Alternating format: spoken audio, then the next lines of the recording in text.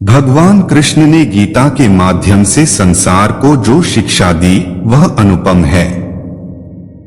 वेदों का सार है उपनिषद और उपनिषदों का सार है ब्रह्मसूत्र और ब्रह्मसूत्र का सार है गीता। सार का अर्थ है निचोड़ या रस। गीता में उन सभी मार्गों की चर्चा की गई है जिन पर चलकर मोक्ष, बुद्धत्व, कैवल्य या समाधि प्राप्त की जा सकती है। दूसरे शब्दों में कहें तो जन्म मरण से छुटकारा पाया जा सकता है। तीसरे शब्दों में कहें तो खुद के स्वरूप को पहचाना जा सकता है। चौथे शब्दों में कहें तो आत्मज्ञान प्राप्त किया जा सकता है और पांचवें शब्दों में कहें तो ईश्वर को प्राप्त किया जा सकता है। भगवान कृष्ण द्वारा बताए इन सूत्रों में खो जाए इससे पहले वीडियो को लाइक करें, चैनल को सब्सक्राइब कर लें जिससे भगवान कृष्ण का कोई भी वीडियो आपसे मिस ना हो पाए। आओ जानते हैं भगवान श्री कृष्ण के वे रहस्यमय सूत्र जिन्हें जानकर आपको लगेगा कि सच में यह बिल्कुल ही सच है। निश्चित ही उनके ये सूत्र आपके जीवन में बहुत काम आएंगे। जीवन में सफलता चाहते हैं तो गीता के ज्ञान को अपनाएं और निश्चिंत तथा भयमुक्त जीवन पाएं। पहला सूत्र सफलता। भगवान श्री कृष्ण कहते हैं कि यदि आप लक्ष्य को प्राप्त करने में विफल रहते हैं तो अपनी रणनीति बदलें, लक्ष्य नहीं। इस जीवन में न कुछ खोता है न व्यर्थ होता है। जो इस लोक में अपने काम की सफलता की कामना रखते हैं वे देवताओं की प्रार्थना करें। दूसरा सूत्र प्रसन्नता। श्री कृष्ण कहते हैं कि खुशी मन की एक अवस्था है जो बाहरी दुनिया से नहीं मिल सकती है। खुश रहने की एक ही कुंजी है इच्छाओं में कमी। तीसरा सूत्र आत्मविनाश या नरक के ये तीन द्वार हैं, वासना, क्रोध और लोभ। क्रोध से भ्रम पैदा होता है, भ्रम से बुद्धि व्यग्र होती है। जब बुद्धि व्यग्र होती है तब तर्क नष्ट हो जाता है। जब तर्क नष्ट होता है तब व्यक्ति का पतन हो जाता है। वह जो सभी इच्छाएं त्याग देता है और मैं और मेरा की लालसा और भावना से मुक्त हो जाता है, उसे शांति प्राप्त होती है। चौथा सूत्र विश्वास क्या है? मनुष्य अपने विश्वास से निर्मित होता है। जैसा वो विश्वास करता है वैसा वो बन जाता है। व्यक्ति जो चाहे बन सकता है यदि वह विश्वास के साथ इच्छित वस्तु पर लगातार चिंतन करे। हर व्यक्ति का विश्वास उसकी प्रकृति के अनुसार होता है। विश्वास की शक्ति को पहचाने। पांचवा सूत्र मित्र और शत्रु दोनों हैं मन। जो मन को नियंत्रित नहीं करते उनके लिए वह शत्रु के समान कार्य करता है। मन की गतिविधियों, होश, श्वास और भावनाओं के माध्यम से भगवान की शक्ति सदा तुम्हारे साथ है और लगातार तुम्हें बस एक साधन की तरह प्रयोग करके सभी कार्य कर रही है। मन अशांत है और उसे नियंत्रित करना कठिन है, लेकिन अभ्यास से इसे वश में किया जा सकता है। सर्वोच्च शांति पाने के लिए हमें हमारे कर्मों के सभी परिणाम और लगाव को छोड़ देना चाहिए। केवल मन ही किसी का मित्र और शत्रु होता है। छठा सूत्र निर्भीक बनो, उससे मत डरो जो वास्तविक नहीं है, न कभी था न कभी होगा। जो वास्तविक है वो हमेशा था और उसे कभी नष्ट नहीं किया जा सकता। प्रबुद्ध व्यक्ति के लिए गंदगी का ढेर, पत्थर और सोना सभी समान हैं। सातवां सूत्र संशय न करो। सदैव संदेह करने वाले व्यक्ति के लिए प्रसन्नता न इस लोक में है न ही कहीं और। आत्मज्ञान की तलवार से काटकर अपने हृदय से अज्ञान के संदेह को अलग कर दो। अनुशासित रहो, उठो। संदेह, संशय, दुविधा या द्वंद्व में जीने वाले लोग न तो इस लोक में सुख पाते हैं और न ही परलोक में। उनका जीवन निर्णयहीन, दिशाहीन और भटकाव से भरा रहता है।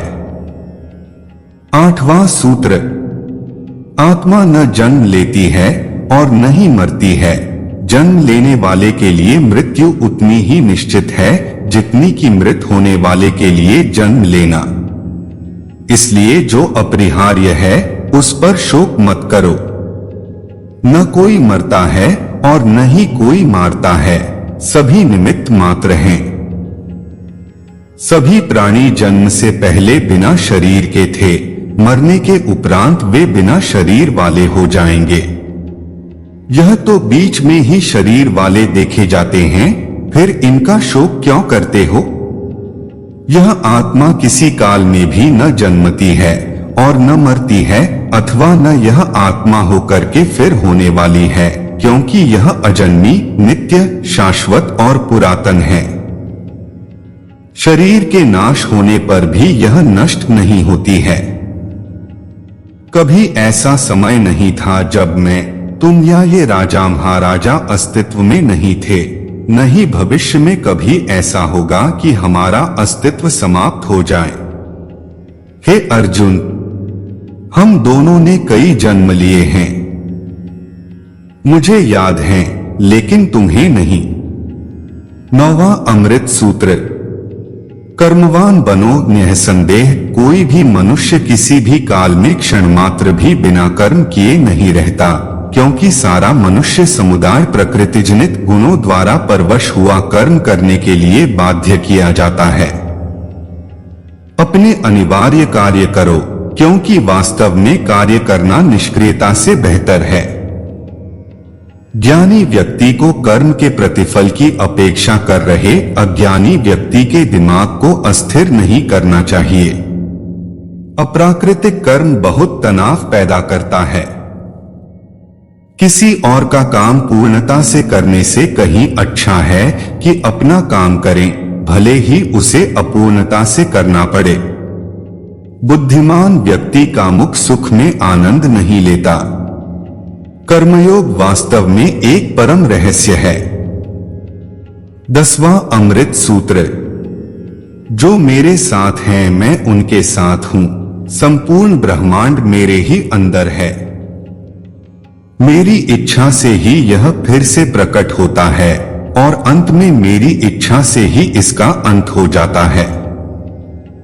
मेरे लिए न कोई घृणित है न प्रिय, किंतु जो व्यक्ति भक्ति के साथ मेरी पूजा करते हैं वो मेरे साथ हैं और मैं भी उनके साथ हूं।